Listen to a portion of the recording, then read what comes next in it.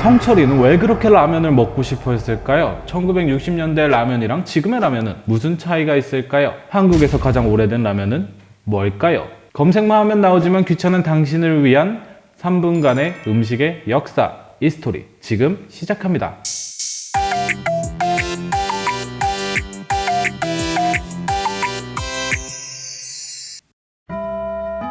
1960년대 초반 꿀꿀이 죽을 배급받기 위해 줄을 서 있는 사람들을 보면서 삼양의 창립자는 이런 생각을 합니다.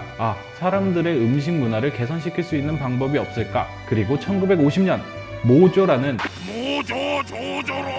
일본의 식품회사와 함께 삼양의 창업주는 삼양식품이라는 이름으로 창업을 시작하게 됩니다. 하지만 그렇게 시작된 라면 사업은 그렇게 밝지는 않았습니다.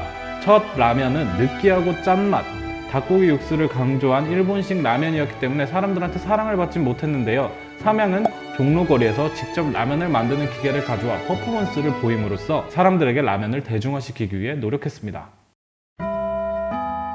1989년 승승장구하던 삼양에게도 위기가 찾아옵니다. 바로 우집파동이라는 사건입니다. 공업용 쇠기름으로 면을 튀겼다는 이 사건은 아무래도 지금까지도 시시비비가 갈리는 부분이기 때문에 말씀을 드리긴 좀 그렇지만 확실한 것은 삼양에게 굉장히 큰 피해를 입혔다는 사실입니다. 삼양식품의 근로자 100명이 퇴직금을 받지 못할 위기를 느껴 사표를 쓰게 됐고요. CI에는 안전한 식품이라는 로고가 들어가게 됐습니다. 그뿐만 아니라 삼양라면의 가장 큰 매출 원인이었던 군 납품이 끝나게 되고요. 파묘로 전환하면서 식물성 기름의 특성상 맛이 저하되는 사건이 발생합니다.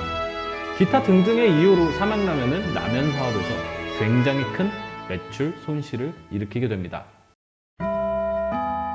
1990년대로 들어오면서 삼양라면은 더 이상 왕자의 자리를 차지하지 못했습니다.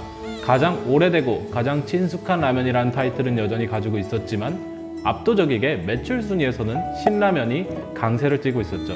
그렇다고 해서 삼양라면이 노력을 안 했던 건 아닙니다. 그해 1월부터 삼양라면은 원래의 맛, 닭고기 맛으로 되돌아간다는 삼양라면 더 클래식을 출시를 했고요. 2013년 5월에는 사각형 모양의 면을 원형으로 돌렸습니다. 그리고 2016년에는 햇맛 프레이크를 다시 집어넣는 시도를 했는데요.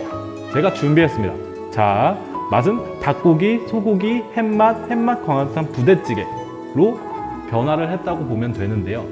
사실상 대중들은 그닥 반응이 좋지는 않았습니다.